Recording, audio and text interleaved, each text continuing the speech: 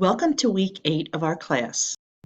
This week, you just finished the beginning of your book talk planning with your book team, and you will have a chance to continue reading and finish up your book over the next few weeks. In session 12 of our class, you will be doing your final planning with your team, and then you will also be creating your book project and your handout to interact with other classmates who've not read your book during the final week of class.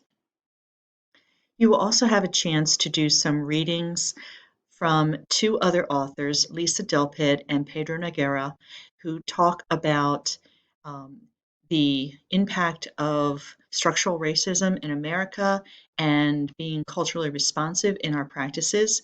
So these two authors will not have any notes that you need to submit to me this week. You will only be using their thoughts for ideas if you would like to quote them or talk about anything in your essay next week on culturally responsive practices and how you see the curriculum and the interactions that we should have with our diverse students within the classrooms and coaching fields that you are working in.